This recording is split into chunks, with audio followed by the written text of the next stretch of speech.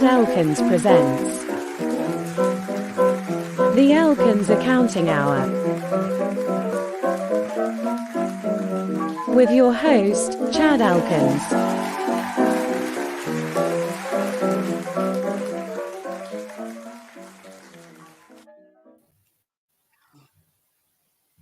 I like that intro, Chad. Yeah, it was actually, I'll keep giving him credit. Tax Time Forever made that for me a few weeks back. And Clary did, and Clary, oops, sorry about that. And yeah, it was Clary, you were right. I needed an intro for the longest time. Yeah. So yeah. You guys, welcome to the inaugural Tax Season 2024 Rant of the Week. And as I'm joined here, I've got RedHawk and I've got, of course, Cappy. And since Cappy likes when people experience pain, then I thought he would like this one because RedHawk has some things to share about what he's been up to for the last, couple weeks?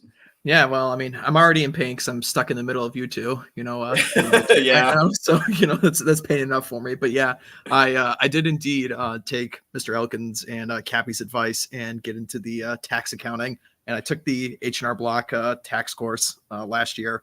I started here in January, and I am liking it so far. But indeed, because it's H&R Block, you do get the absolute dregs of society that are walking into the tax office. So I'm sure we'll get into a couple fun stories so far. But yeah. We will. But first, very quickly, I am drinking Best Made Sour Pickle Beer by this brewery in Fort Worth called the Martin House Brewing Company. I know you guys think sour pickle or pickle beer would be nasty, but it's actually really damn good. Well, I'm drinking a real beer, a Heineken. So Heineken, yeah, it's more real than this because this kind of does taste a little bit like pickle juice, but I can't help it. It's good. I gotta get if you could believe they actually have good non-alcoholic beer now. There's a company called Athleta. Yeah. And it's actually really good beer, like non-alcoholic, and I enjoy it. Is that like one of those ginger beer companies? No, those are different. Those are good too. But it tastes like beer. Like you would think there's alcohol in it, but there's not.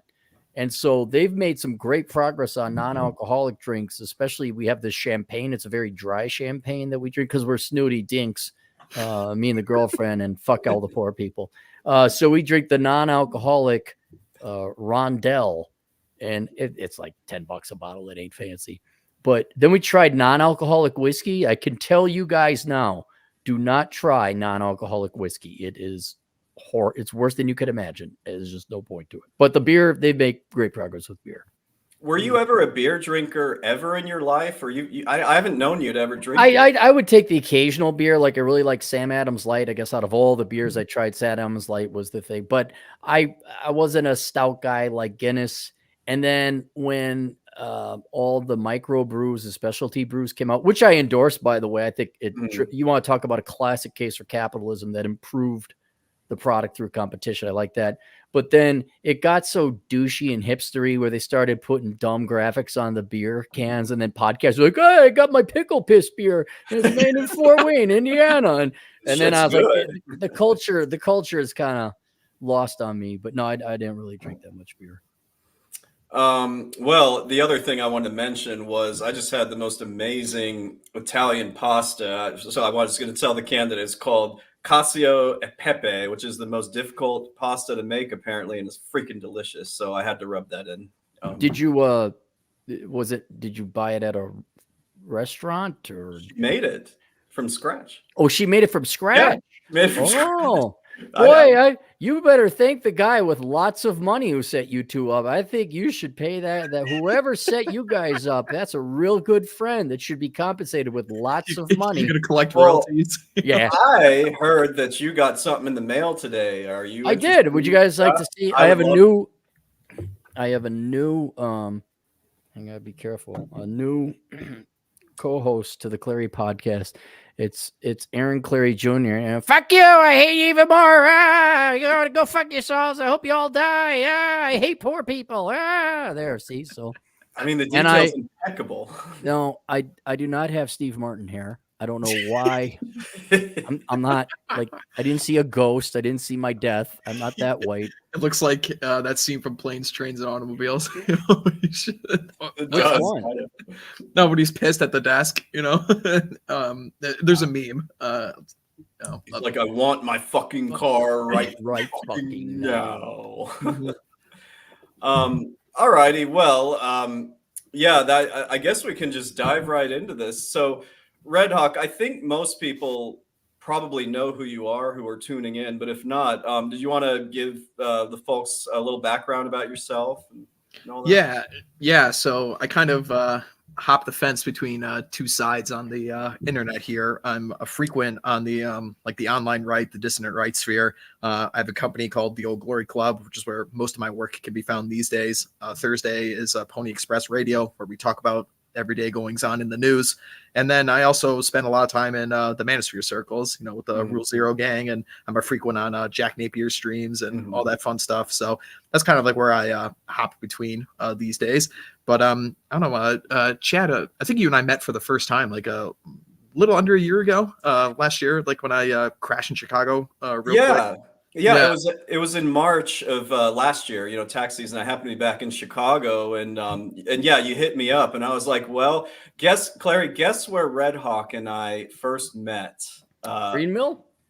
Close the Green Mill, right across the street from me, and you love this place. Wasn't it like the Power? The something? Golden Nugget. Yep. Oh, across the Golden the Golden Nugget. Yes, that's not across Yeah. the street from the Green Mill. That's yes, the Golden Nugget. Across the street from close to where I live. Yeah. So that is a diner, and I know Clary's been there a few times, but that is the first time Red Hawk and I met. And then you even swung by, was it May or June when you rolled through? It was June when I rolled through again, and then I don't remember if I rolled through again later in the year, like in September. I actually no, I don't think I might have. So it's been like 2 or 3 times that we've hung out, and Mr. Elkins is a very generous host, and he's cool to hang out with. So yeah, well, you and Clary have slept on the same couch before, so it's a what do you very think of comfy. that? It's a very comfy couch. Is that the same couch Matt Forney slept on?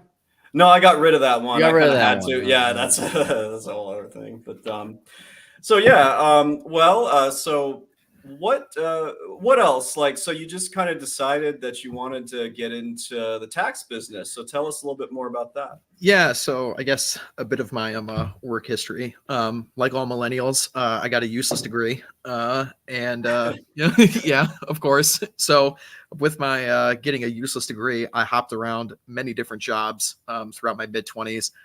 Everything from like a smoke detector salesman to working in the mortgage industry. I worked for Airbnb for a bit, and then I was a trades guy the last 3 years. And you know, essentially, I came to the conclusion like, well, if I'm going to make a bunch of money in the trades, I either have to start my own business and like take out a business loan kind of deal to really get it started.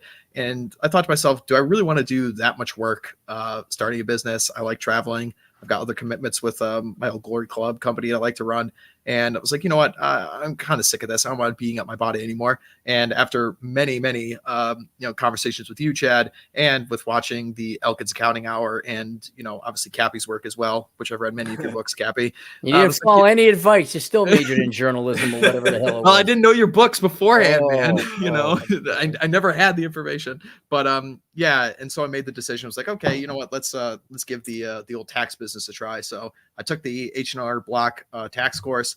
I would recommend it to people. There's a lot of information in there. I thought it was a very succinct course. I think there was a little too much fluff in it, but I can see why the information would be useful for you, and especially how they're basically like the course is designed to start you from zero. Like you don't even know how to count like to 10. It's basically which course was this?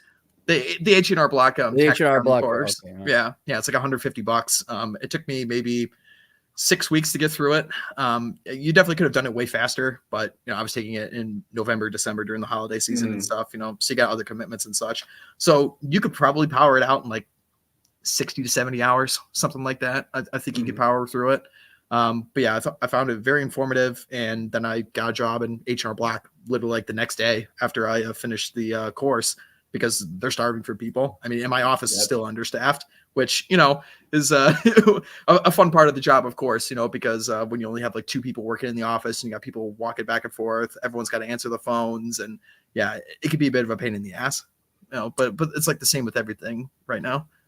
And how long have you been there? Was it since the beginning of this month or? Yeah, I started. Let me look on the calendar here. The 8th, so like a week after New Year's. So I've been doing it for like 2.5 weeks now. Okay.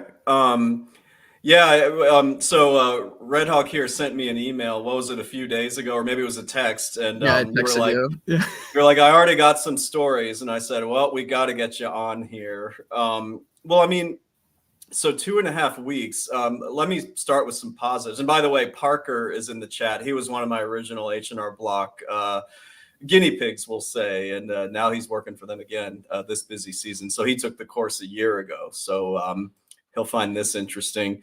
But I mean, so 2.5 weeks. Have you learned more than the course itself taught you in this time? I know it hasn't been that long, but like, what is the experience itself? Not exactly. The course I find was actually way more difficult than the actual job itself. Mostly because the course material actually has you basically doing all the math and all the work yourself. So they make sure you understand the material. But then when you actually get into the H&R Block office and use their software, they basically make it idiot proof. I'm amazed how idiot proof this software is. It's very simple. Take your W-2s, your 1099 interest, your your Social Security, whatever it is, upload your documents into the folder, and it literally just fills out all the numbers for you, like automatically. Yeah. It's amazing how idiot proof it is.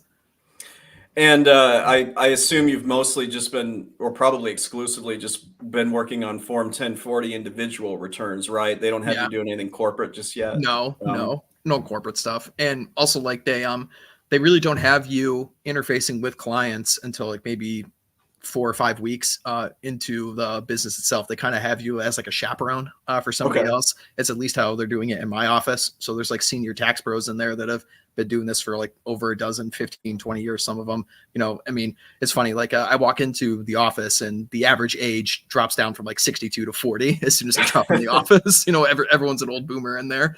There's like no young people working, right? So they kind of just have you shadowing one of the other like tax pros, and that's always how I've learned way better, is like actually hands-on and stuff. Sure. Because like you're going over the training, and it's like the same thing everywhere, right? Like corporate has certain expectations, but does anyone actually like follow through with them? No. Okay, so what part of the information here is actually important, and what part of the information am I actually going to use in my everyday job? And that's the part that is way more informative as far as I'm concerned. But I would recommend the class, and I am actually enjoying the job, like, because there were some parts of the tax course I'm like, holy fuck, like this is actually kind of difficult here, doing certain math and memorizing, certain deductions and who qualifies and who doesn't and stuff. But again, like I get in the office and tax software, literally idiot proof. I seriously, you could be like 85 IQ and use this thing. I'm not even joking, guys. So do not be worried if you have to get into this. Well, that's good to know.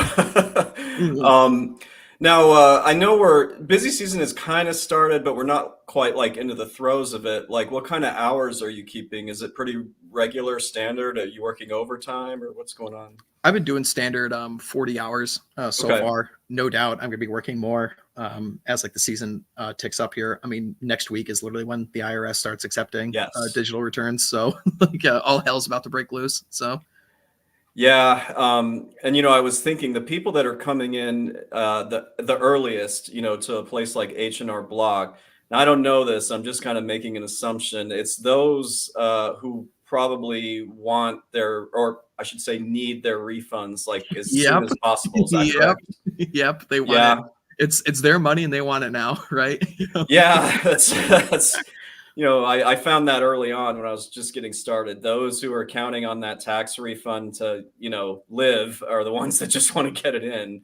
Yeah, there's kind of like two different people. There's like the very professional, very adult people who come in and they get their returns done early. Yes, those are the good, superior, wonderful people who should lead the world. Yes. Yeah, I'd say there's maybe only like that's maybe 40% of the people that are coming into the office right now, and the other 60% are just the absolute dregs of society that are really really starving for some cash here. Which, I mean, if you really need like the the $600 is coming from your Earned tax income tax. Yeah, credit. yeah. The It's like ITC. if that $600 is really what's going to put you over the edge, I mean, whatever, man. What? Yeah. So these people are getting a refund, right? Yeah. So they're there. I'm just the incentives thus far is I want to get this shit done. The responsible people, and then I've so mismanaged my life that I need my tax refund right now. Yeah. Because I would imagine the dregs of society just don't file their taxes half the time. Like, but you wouldn't see them because they wouldn't come into H&R. Yeah, they wouldn't come Right. in. Yeah, Right. they wouldn't come in. So. Well, speaking of dregs of society, Atham. Oh my God. Super dreg.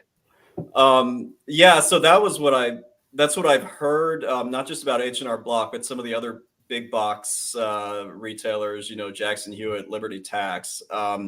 The one thing I was curious, like, have they said anything about when you're going to get exposed to things like small businesses, like Schedule C? Have you done anything like that yet, or is it pretty much just 1040s interest? It's pretty much just 1040s Okay. for me so far. Undoubtedly, I suspect I'll probably end up having to deal with them later in the season just because of how understaffed everyone is. But the way they kind of have it structured is like H&R has like a tier system within their business that goes like 1 through 6 or 1 through 7 or something. Mm-hmm. And they basically like when people schedule their returns, like their appointments online, the software basically figures out, okay, well, this is like a level 5 return of this X number of difficulty. So they try to match like a level 5 tax pro with a level 5 return kind of deal. So that's like the basic idea. I suspect that policy is not going to get followed when it actually gets into tax season just because there's so few people working. Yeah, it's that shortage I've been talking about. Yeah, I couldn't believe it. I literally got a call back like the day of when I submitted an application after I finished the tax course. Like I've never had that experience in a job before, ever. They're really starving for people. They need it. I'm telling you guys, if you want to get into this, like Claire and I have been talking about, this is a good way to do it. H&R, And then I presume like also, was it Jackson Hewitt, all the other tax preparer companies, they're also at a shortage? Oh, yeah, very much so. Yeah, you should see the advertisements around here. I was with Mr. Texas at the gym today, and we saw the Liberty tax guy, standing out there with the Statue of Liberty uniform, and it says, basically a help wanted sign, like bonus available, that type thing. So, yeah. Our mascot this year, they got a new mascot from corporate for H&R. The guy, it's like a dude in like khakis and a tie and stuff, and it's Max Refund is the I'm guy. already seeing those damn clever. commercials. The commercials I'm seeing are already pissing me off. That and TurboTax. Yeah. Max Refund, huh? Yep. Now, we don't want to. We shouldn't get specific or anything, but a common question I get is like, is pay. Like generally, what do you think of the pay? Do you think it's fair? Do you think it could be a little bit more? Like, do you have any thoughts on that?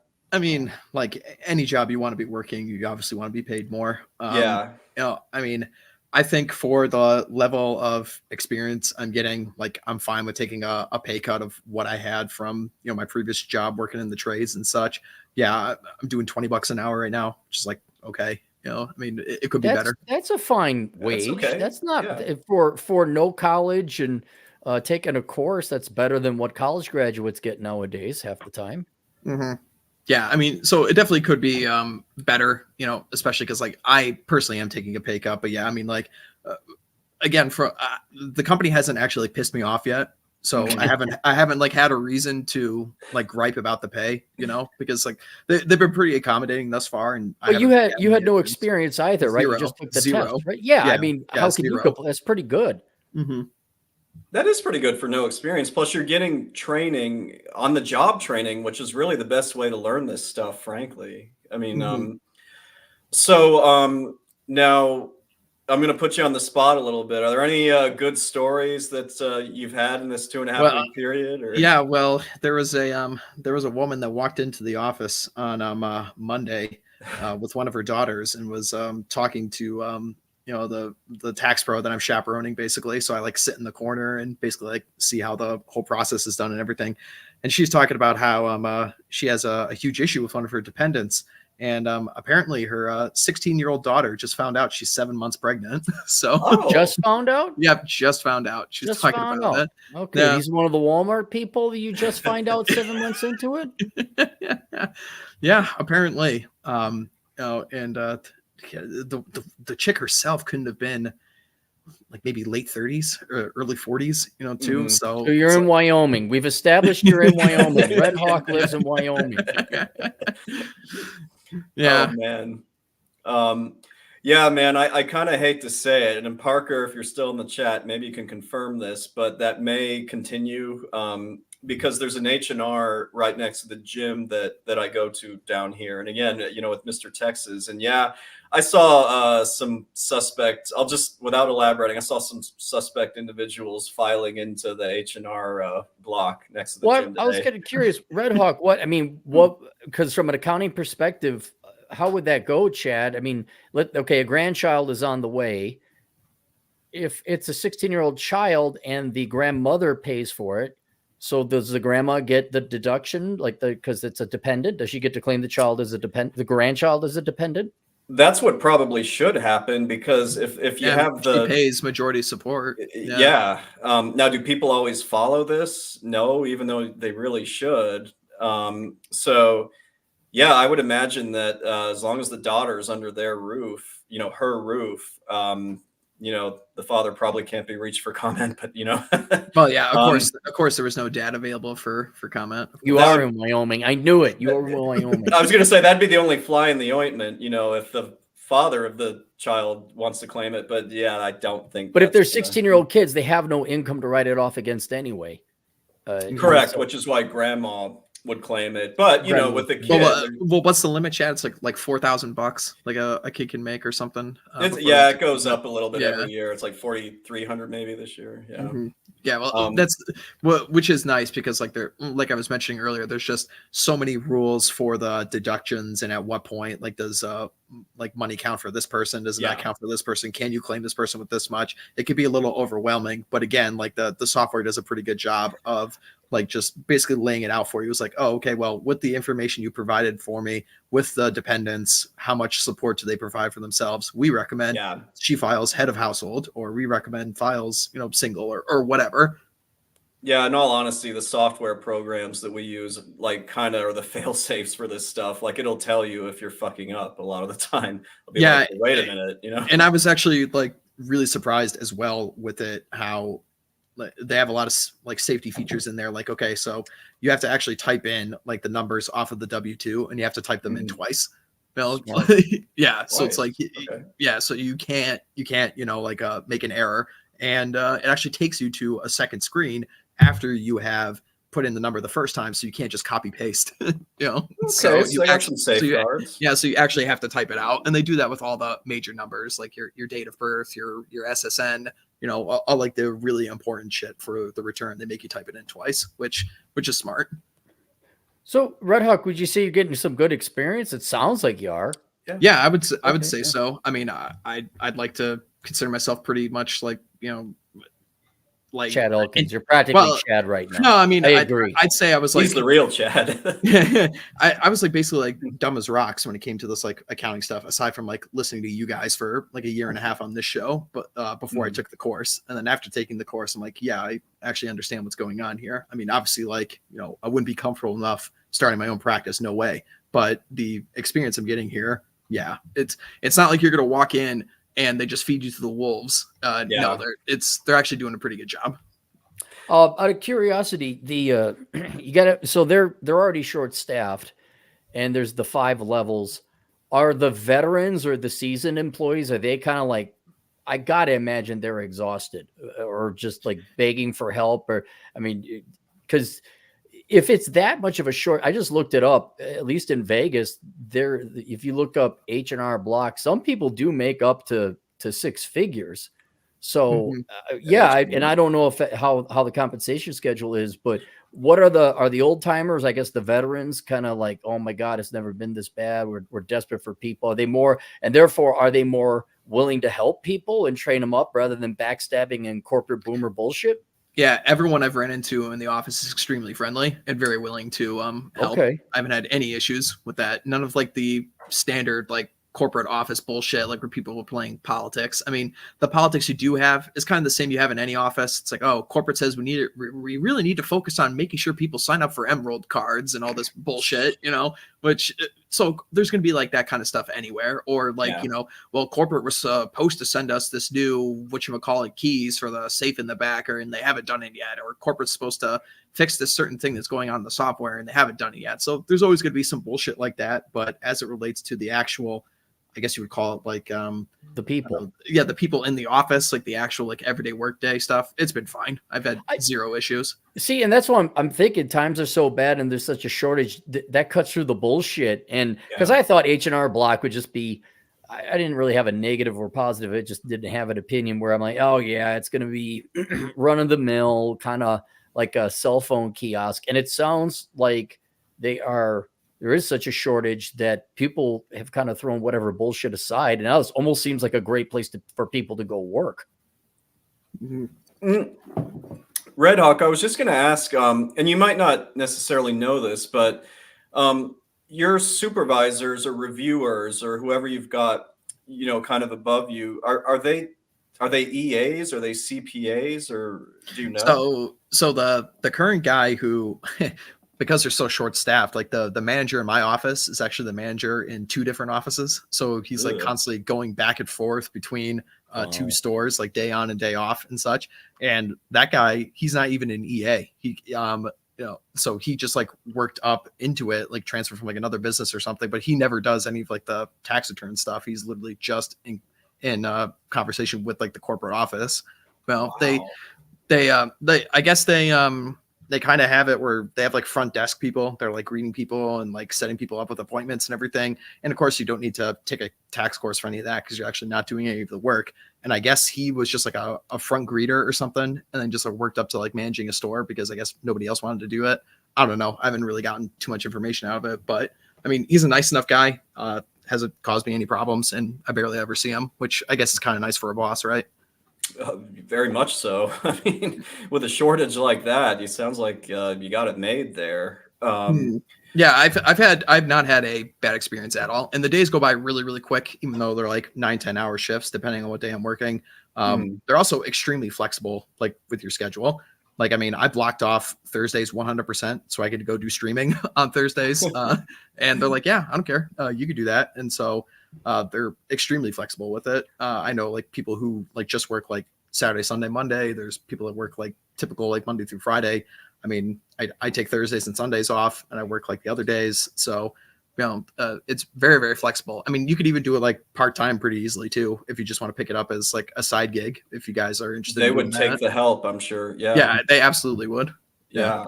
What, I guess the days go quickly because I'm not a people person, but it must be interesting because you actually get to meet the people and every case is a little bit different, almost like you're a detective, or is it just kind of the same thing? Just, I just got my 1041 W-2 and that's it. Well, I guess it kind of goes by quick because there's always something to do. Like you're not sitting at your desk twiddling your thumbs. And also, I mean, at least in my office, I mean, maybe some of the other, cocksucking boomer offices might be worse about this, but I just have my headphones in. I've literally been listening to podcasts as I've been like plugging numbers and stuff. So, I mean, I've had no issues. That's how I do it. I mean, yeah. Mm-hmm. So they go by quick. Well, what do you think your plan is then? So you'll get through this busy season. Do you plan to take the EA exams, or what's like your end goal, you think? Yeah, I mean, I'll probably solidify my opinion of what I want to do within the next month here when we get into like hardcore busy season here. Yeah. But if I was to like, make a prediction right now, yeah, I'll probably end up going down like the enrolled agent route.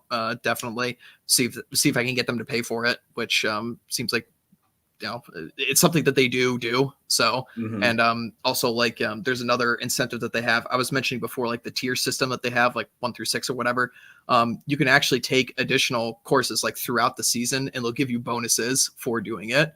So they want people to get up to like those level 2, 3, 4s as quickly as possible, and they give you $1,000 bonuses for each one you advance. Okay. Yeah. You don't have to go to college. This is like, could an 18-year-old out of high school do this? Oh yeah, absolutely. Yeah. Okay. Yeah. Mhm. Yeah, like I said, idiot-proof software. I'm amazed how simple it is. Even you can use it, huh? Yeah, exactly. Wow. I'm reminded of like those Geico like caveman commercials. It's like a caveman can do it.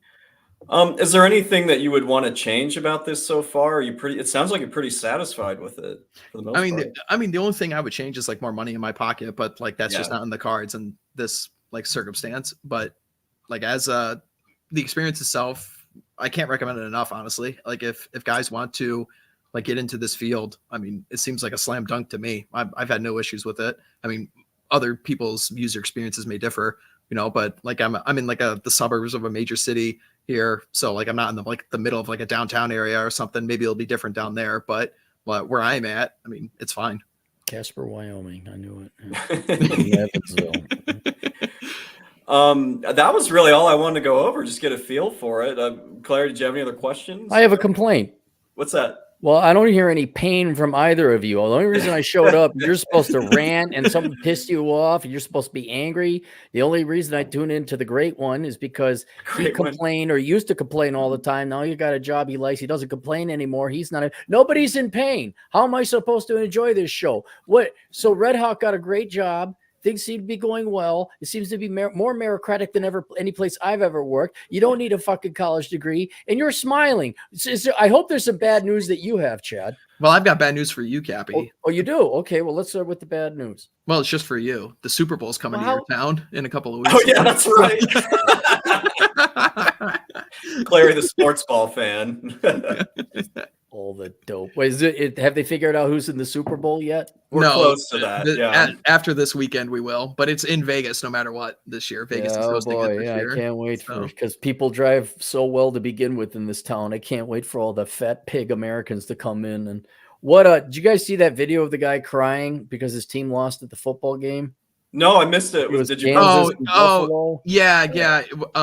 At the Bills game. Bills I saw that. I guess there was like some story around it, how like his grandfather was like a season ticket holder and like died just before the weekend. And okay. So then it was rational. It wasn't like his team lost and he. No, I guess like the kid got like the tickets from the grandfather. It was like a dying wish kind of thing. Okay. All right, that makes more sense. Then I won't slam on the guy, but I'll slam on every asshole that comes into Nevada to cheer on their team. So. Well, Claire, I do have some bad news for you. The Minnesota Vikings are not going to be one of the teams that are participating in the Super Bowl. They missed another field goal? No, although the Bills guy did. So, yeah. Why was Minnesota even in the running or what? No. Okay. That so hurts my heart. So these are all good things so far. I'm not.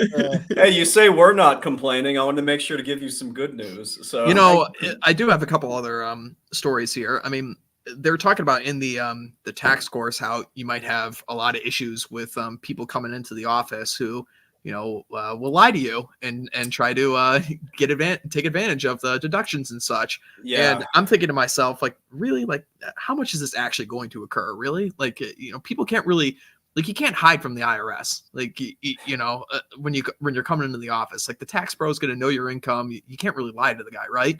Well, lo and behold, I've experienced this twice already this week, where somebody comes in and of course everybody's fucking divorced, everyone who walks into the office, and they're having discussions with the tax bros like, oh, well, my ex-wife didn't claim this person, but then you look it up on the tax return from last year and they did. And, everyone's trying to get a number on everybody else. And it's like, dude, like people are going to fucking check. It's the IRS, man. So Red Hawk, can you file, and I forget the form name, but where they give you permission to look up their old tax returns, like 1065, is that the tax form? Chad, do you know what I'm talking about? Oh, I think you're talking about the informational return from the IRS. Like you're allowed to request tax transcripts, from previous years. Is that how they filed differently in the past there, Red Hawk, or did they already file with H&R Block? You could already have their information on you can do both. They have like their own internal like logs and such, so you can look up if they've been a H&R customer before, which is actually a really useful tool as well. They do a really good job of like just looking up people's previous returns and such. And then they also have access to the IRS's databases as well, so you can like put in like an inquiry and they'll like shoot you back their information. And that's the crackdown, obviously, on fraud or tax evasion. Yeah, I mean, you guys have talked about on this show, like the IRS getting more funding and such, but from what I'm gathering, it's actually going to good use. Like the shit's actually working. Oh, did I come back? No, you're good. Yeah, I was talking about how the money, the money that the IRS has got seems to actually have gone to good use because shit's actually kind of moving quickly. I mean, maybe it's because like busy season hasn't truly started yet, but the IRS seems to be pretty responsive. You seem way too happy. We got to talk to you at like April. yeah, it's entirely possible. April 13th at 11:53 p.m. I want to talk to you then. Yeah. So then what is the most of the fraud, for lack of a better word? Is it like, oh yeah, just trying to clean kids as a deduction, or okay, there's a lot of that. Everyone wants to get their child tax credit. Isn't it great how American parents are all fucking scum? They're just scum. I'm amazed that like I don't think there's been a single person that's come into the office that I've seen yet under the age of like 55 that is like married. Everyone's either divorced or, the person unavailable for comment. It's actually kind of blackpilling just how many like divorced people are just coming into the office. It's like fucking everybody. Wow. They're probably trying to claim the kid before the other one can claim the kid. Yeah, there's a lot of that. Yeah. So they're the first in, and that's what I bet you that's what it is. That's what it is. Those are the early filers that he's probably seeing. I'll show my ex. I'll show that bitch. I didn't have any more questions. We got some super chats. Claire, did you have any other questions for Red? No, I'm actually kind of happy to hear that it's been a good experience. And H&R Block, again, you kind of see them on the side. I know you, Chad, you and I make fun of them, but those tax prep places, I mean, look, I guess good now training would be a great time if you have the slightest bit of intelligence about you, go take the training and start right off the bat. And here you go. You can make a little bit of money on the side, especially that it's part-time. Red Hawk, I am quite curious because they do taxes for everyone. Do they stay open is there a 24/7 H&R Block office somewhere because someone gets off on a third shift or whatever? Okay. It's not 24 hours. They're open 9 to 9. Okay. Those are pretty good hours though, too. Yeah. Yeah. So, and they're very flexible. Like, you can work whatever shift you really want because they're just so hungry for people. They'll take anybody. I mean, there's like little old ladies in my office that work the front desk that work like 2 days a week and only in for like 4 hours, like the 2 days a week. So, well, that's it. Maybe we help them out because I have no, if they're treating their employees right and they gave you a little bit of training and off to the races you go, and there's no bullshit. Sounds like a great job, especially for high school kids if they want to start cracking early and not bother with college. Oh yeah. This would be great for like guys coming right out of college. Like I'll stress it again. Like you could be like brain dead and do this job. It's nuts. I was blown away how easy it is. You hear that, guys? When you keep emailing me and you're like, do you think I could hack it? Like, just go through this H&R training program and try it. Just do that. Yeah, the tax course was harder than the actual job. Yeah. Any final thoughts about this before we move on to super chats and close things out? I think you should. What's your rant, Chad? You don't have no rant? Clary, if you go back to last year, you recall when I started doing these tax season rants things, I was pretty happy when we were still in January. I was like, I'm in the Southern Command. Things are getting a little busy, but all is well. Hate Italian pasta. That change, it'll change drastically. Cappy's frozen. I think RedHawk, can you hear me? Yeah, Cappy's frozen. Okay, we'll see if we can get him back. It's that Las Vegas internet from Cox, and they're fucking up everything. His frozen expression's pretty funny there. Yeah, it's like his bobblehead. Well, let me try this. Let me try. Yeah, I think he struck out there. We'll see if he comes back. Wow, he's even frozen backstage. Well, anyway, no, RedHawk, I really appreciate you doing this because I mean, one of the things is I recommend this type of thing to people, but aside from Parker and a couple others, Nick is Steve boots on the ground. Like I don't have a lot of people that I can rely on for, information about this. So yeah, I would not have done this had I not watched your show and had you and I like not hung out in person. I would have not known about this and never would have given it a second thought. I would have thought like I'd have to go to school or like get a CPA or something where it was going to be really, really hard. But yeah, like watching your show and talking with you, like put this on my radar. And yeah, I would recommend it to people. I'm having a pretty good experience thus far.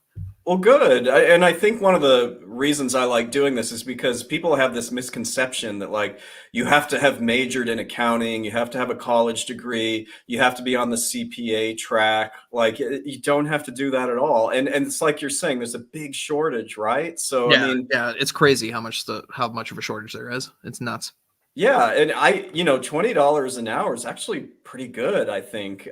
Do they if you're comfortable sharing this? Oh, look who's back. Hey, we thought we were never going to see you again. No, my new computer just froze up on me because I looked at the bottom of the computer. They put the fan, the vents on the bottom of the computer so it's not cooling off, so it froze on me or overheated. So I have to get new little supports to make sure that it doesn't overheat. These are all wonderful things because we design shit now in this country, in this world to work. So did you pay for that computer in 2023 or 2024? 2024. Damn. Okay. Why? Because I want to take the write-off as soon as possible. We'll take it off in 2024. What's the rush? I know. It. Yeah. You can it. Yes, you can. Yeah.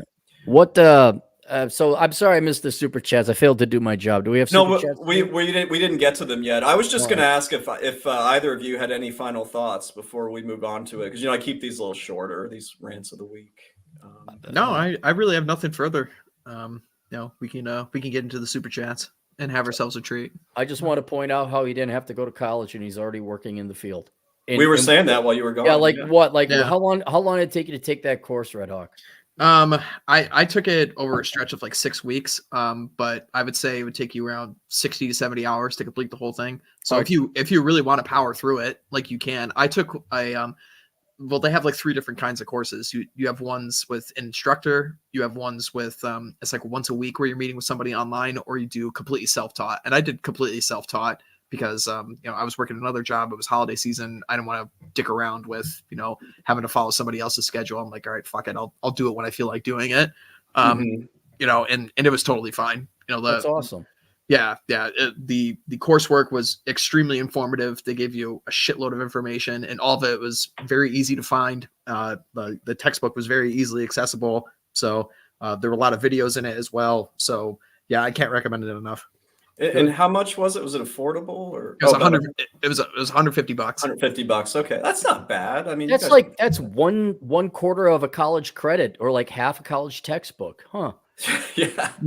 Well, last question about this. Like, so when you pass the course, is there any real type of interview process, or is it basically like, well, you've passed our course, you're qualified. When can you start? Yeah, they pretty much streamline it very easily. Like, so the course is broken up into 15 or 16 chapters, and there's like 5 tests that you have to take, and they're all open book. So you have no excuse for not like getting a passing score, which is 80%. So you have no excuse for not getting it. You pass the 3 tests. They basically already streamlined the process to get you in already, because like even to access the course, you have to sign up for like an H&R Block like account, which is the same account that you're going to be using when you're in the office. But they kind of have like 2 modes of it. They have like a currently employed by H&R Block mode and a not currently employed by H&R Block mode. Okay. So it's kind of like, so you keep all the course materials literally while you're working on the job too. Like, so it's not like you don't just like complete the course and you lose access to it. No, you literally keep it for forever. It's like part of your like work profile and stuff. So you can always go back and look at it, but they kind of like will streamline you immediately from, okay, congratulations, you have passed the final test. Follow this link to apply for a job. And like I said, they literally called me the day of that I put in an application. Did you have to deal with an HR Karen, or nope, did you actually nobody? There's no HR. Boy, that's worth $10 an hour right there. You didn't have to talk to some idiot that's asking you like, if you could be an animal, what would it be and why? You'd say, dude, bitch, I'd be a Red Hawk. What do you think? And it's amazing. No. Wait. Is it possible to get a job without an HR person? That just fascinates me. Well, it's almost like HR isn't needed. You know, Huh. I will say they did have in the training the standard, DEI sexual harassment shit. Oh no, they It's in- did that. Yeah, it is in the They training. kind of but have to, don't they? the thing about it too is like you could tell it wasn't done internally. Like they had like some third party make the software and they just put it in there. It's like, okay, go fucking do this because we have to do it for for some ungodly reason. But honestly, like there's no test with it. You literally just have to sit through the videos. And I actually kind of found it funny, Cappy, because there's no function for you to click on the video to speed it up, or you can't even listen to it on ×2 speed. Like they make you want to sit through it. They make But you me, sit through but it. me, I just put it on fucking mute and stuck it in my headphones, was listening to other shit. So I was just watching it, scroll on the fucking screen. It's like, I don't need to hear about this bullshit. The examples they give you are the most far-fetched thing in the world. It's like, well, Steve showed an inappropriate picture of Karen to Jim at the office, and Suzanne felt upset. What would you do in this situation? It's like, who the fuck is actually doing this? Nobody's showing nudie pics to other people in the office. Shut the fuck up. So the question when I applied for a job, Bob is black. Should you A, say hello to Bob, B, kick him in the nuts, and 3, kick him in the nuts and say, I'm doing it because you're black? Yeah. The questions weren't that stupid? Yeah, they're basically that level. I was confused on whether or not I should kick Bob in the balls or kick him in the balls and then say it's because you're black. But I don't know. That's why I need diversity training. Yeah, exactly. No, but yeah, you could skip right through it, so it wasn't. Well, I guess you can't skip, but you could do other shit while it's up on the screen. And because everybody's so understaffed, I don't think anybody's ever gonna yell at you for doing it the way I did. Speaking of diversity and inclusion training, are there any hot chicks that work at H&R Block? I not in my office. Okay. I'm the youngest person in my office by at least a couple decades. So no cougars, no MILFs. No, they're all very old, but they're very nice. They're very nice ladies though, and they are pretty knowledgeable on the field and such, and they were very eager to help as well. So I've been having a good experience. All right, so it's a great job, but not a great place to pick up chicks. No, absolutely not. Well, you are in Wyoming. There's not a lot of chicks. Oh, yeah, not unless you go to Cheyenne. The great one would not enjoy being at H&R Block to pick up chicks. This is just real quick from Nick and Steve, who is there. If you apply to H&R before taking the course, they may pay for the course for you. Just for those listening that, you should know that.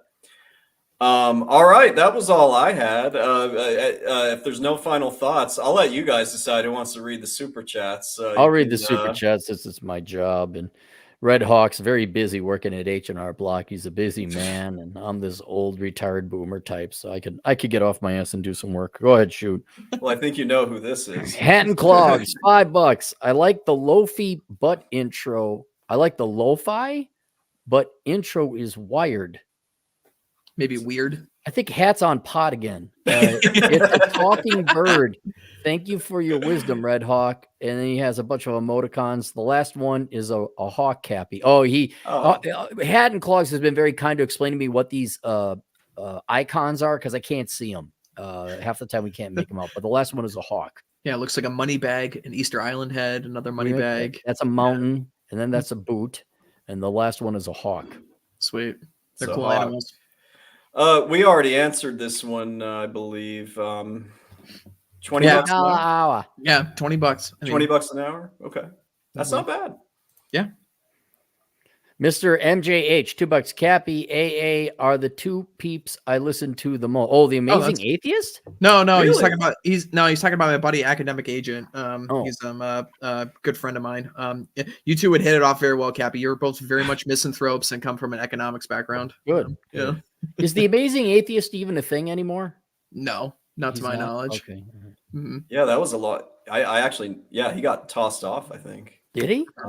Or some years ago, maybe. Yeah, $5. Chad, make your course. Shut up and take my money.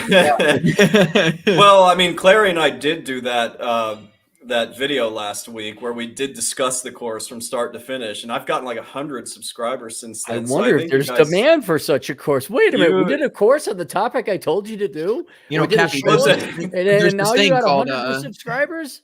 There's this thing called passive income, and passive income. Yeah, well, Mr. MBA over here doesn't understand it. I think I'll buy a vacation condo that I rent out in Hawaii instead. But no, you're right. I should do this course. Who's next? Justified Misagony, $5. Should you work part-time at HR if you have a full-time accounting job? Also, is HR full-time? H&R Block, sorry. Yeah. Should you work part-time at H&R Block if you have a full-time accounting job? Also, is H&R Block full-time remote? Should I take in-person class prep course or online? There's a lot of questions. What do you think, RedHawk?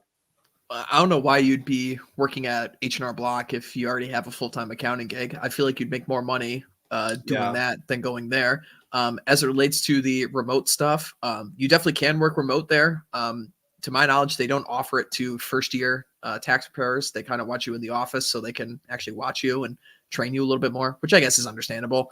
But they do have people that work full remote there now. I don't know what it would be like if you were to transfer over and such.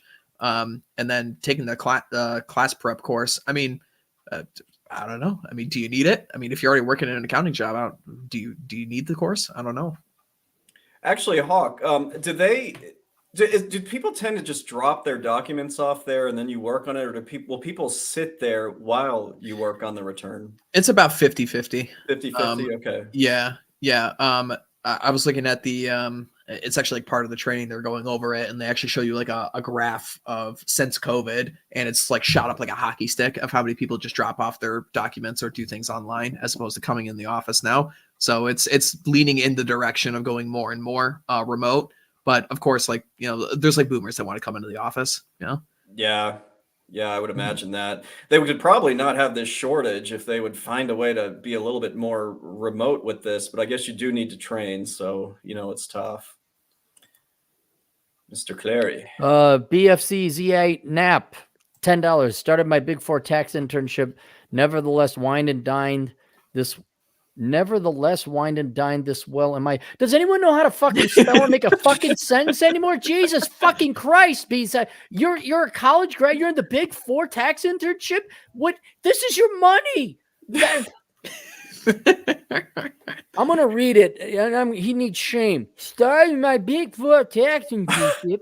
Nevertheless, wanting to dine this well in my life. Gen X partner begging for people to come out to the office more and help with equipment. Yeah, I mean, that Big Four, that's what they do, because I have some experience with them. They'll wine and dine you when it's not busy season. They'll be like, this is the best place ever. And then they'll basically beat the shit out of you when it's busy season. So you're in for a treat, BFZ Z8 Nap. And I don't mean that in a bad way. You're going to get some good experience. It's kind of interesting. The Gen X partners, that's pretty young partners so far, begging for people to come to the office more and help with recruitment. Like, no, just pay more, man. But BFC, please just get your experience. Just get it on the resume. And remember, that's not where you're hanging your hat. There's no reason to be working 60 to 80 hours a week there. Absolutely not. Yeah, get it on the resume and then get out. PI, $2. I'm saying this vid to my bros. Need to see this. Okay, cool. Good. Yeah. There we go. Get more of our guys employed. Honestly, let me ask you this, Chad, and maybe RedHawk, you might have an opinion. Given what we're trying to get people to do, like just to get self-employed and gainfully employed and handsomely compensated in accounting, it almost would seem to me like going to work for H&R Block and getting your EA would be way easier, way quicker, and more profitable than going with the Big Four. Because you got to get your 4-year degree, and then you got to go work for the Big Four for a year or two. And then are you really any better prepared to prepare taxes by that time? No. I mean, but people don't know about this. This is part of the reason I like doing this, is because, you know, people think the old school method of having to get your CPA is the necessity here. And they're just not aware that there's this other avenue of doing it. This is way more like the irony that we, in good faith, we're not lying. You should go and work for H&R Block before you go work for Deloitte and Touche. No joke. I really think so. If you're sure you want to do tax, or at least want to try tax, why would you do it any other way? Well, yeah, just from a cost benefit analysis, it's like, it's not 4 years, it's $150. It's like a fucking joke. Yeah. So I honestly, I think I'll do a video because there's no reason to go work for the Big Four if you can access accounting this way. It's it's a no brainer. I think you should. Let me know if you want me to pop in. Clara, your neighbor here is in the Vegas Fun Guy, $5. Are there any evening shifts? Want to go part-time? Also, is there a benefit to having an EA cert if first tax year? I'm sure there is some kind of benefit for EA for your first year, maybe like a bump in pay or something like that. Mhm. I don't know. You'll have to ask questions about it. But yeah, there are evening shifts. Like I said, I mean, my office is 9 to 9. Other offices might vary depending on where you are. But yeah, like they're totally flexible with the office working from like my experience with it. So Red Hawk, I know you work on Saturdays. Did they make that a requirement that you have to work one day on the weekend, or was that your no, call? well, there was like two parts to it. One is like I wanted to work 5 days a week. I mean, I take Thursdays off because I stream on Thursdays, and Mhm. I was just like, okay, fuck it. If I have the option, why not? And they were like asking, like, hey, we could use like an additional hand on weekends. So I was like, okay, fine. I want to work 5 days a week. Mhm. I'm sure that like it wouldn't be part of your job description, like they're gonna force you to do it or something. But I figured like why not? I got to work Mhm. 5 days and whoop-de-doo. So I got to work 6 hours on a Saturday morning. Who gives a shit? Not a It's big just More like deal. money. Yeah. yeah. It's just like any other day. Trust me, Red Hawk, I'm working every Saturday from now until mid-April. So yeah. hmm hmm I'm not. I'm just waiting on one W-2 and then all my hard work is done. Yeah, he sends me this text message at noon, it's like, "Hey, I've got one W-2 left, and then I'm gonna be the first one to, like, get my tax year." I'm like, wasn't. "Man, I've already done a couple of returns. I'm sorry, dude." X Runner 55, $5. What type of shortage you all describe is the same we have in cybersecurity? I could go into software engineering too. Yeah, well, Yeah. when they pay more and when they don't have now cybersecurity and what we're talking about doesn't require a college degree, thankfully, but employers could have training programs. They could offer that. Well, Clary, look who's here to make fun of our height. Nonstop Dre, the over 6 foot tall black man with the magical black male penis. But Chad, they say AI is taking over us. Thanks. Red Hawk, do you have any fear that AI is going to take over H&R Block? I have zero fear. I mean, Yeah. like I don't really have much trust in AI in general, mostly because whenever it decides to do something cool, all the companies decide to go and shut it down because it gets too racist or something. So it's happened Yeah. multiple times now. I'm not the least bit concerned about it because every time AI has tried to like do something to make our jobs easier, all they do is fuck it up, which gives us more work in a good way because we can charge to fix it. So, hmm justified misogyny wanted to clear something up. $5. My accounting job is not tax. I want tax experience, which is why I asked. Maybe $30 an hour. Not sure I can land a job with a local firm as an associate. Okay, so he doesn't have any tax experience, so he was thinking of going part-time at H&R, even though he's an accounting job. Okay. Yeah, I mean, yeah, there's such a shortage. You could totally do part time. I don't know what the like the requirements would be like coming from already accounting. I don't know. Maybe they'll give you a pay bump, like just because you have some level of experience, even if it's not in tax. I have no idea. I mean, I'm sure you could actually probably be able to like, nickel and dime and negotiate with some of these offices because there's just so few people working. I mean, it's never been a better time to be an employee. It really isn't. It really hasn't. It really, yeah. That's what we've been saying. Yeah. I think Justified. I think he sent me a super chat earlier today. I think he can get dual citizenship in Mexico. And I was like, dude, imagine being an EA, collecting U.S. income, living on a nice little beach in Mexico with your family or something. I hope that works out. Yeah. You, me, and Atham will join him. So no. Yeah, we'll like come up. Hey, what's up? We'll be hammered. Be great. Gentlemen, I want to thank you so much for taking the time to chat about this tonight. Red Hawk, where can everybody find you? You guys can find my own channel is Red Hawk. I try to stream whenever I can these days, but between the tax season and doing my work at the OGC, I'm not streaming as much of my own channel as I used to. But you can follow me there. You can follow me on Twitter at Red Hawk. And if you guys fancy right-wing American politics, you can check out my company, the Old Glory Club. Okay. I'll read these two new super chats real quick as we're closing out. Justified misogyny for $2. Bingo, Clary. That's the plan. That's the plane. He couldn't take, it's his money. That's the plane. No, that's the plan. The plan. I love it when a plane comes together. I love it when a plane comes together. Apparently they're all falling out of the sky. Yeah, said the 737 MAX, And then Dre, of course. for $2. I've been using H&R Block since 2014, Chad. Well, Dre, having met you, I think that that's all you need to use. Yeah, You know, he you don't doesn't need have to that use- complicated, Yeah. So, Clary, any you want to hawk anything? Tell people where to find you? same stuff at my place board.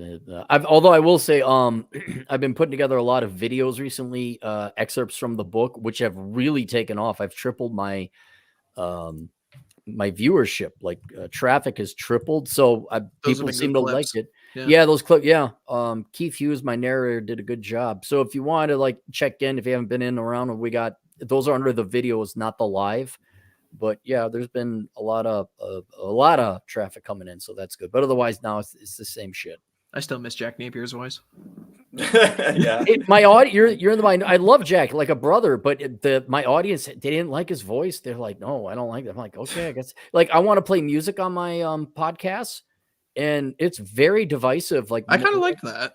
yeah, but I for actually you, did too. yeah, Yeah. and I do too. But there's a lot of people who really don't, and so it's kind of like, okay, I like it, but I can't really go with it because it annoys half my audience. Well, it's like that thing, like, like the only people that actually comment are like 4% of your audience are the people who actually will comment on something. So yeah, maybe, yeah, but I'll do it occasionally. But even if it was a minority of my audience, they really don't like it that much. It's not critical, so it's not necessary to play the music. Gentlemen, I only have one final question for the two of you. When should we hang out? soon. Soon. Soon.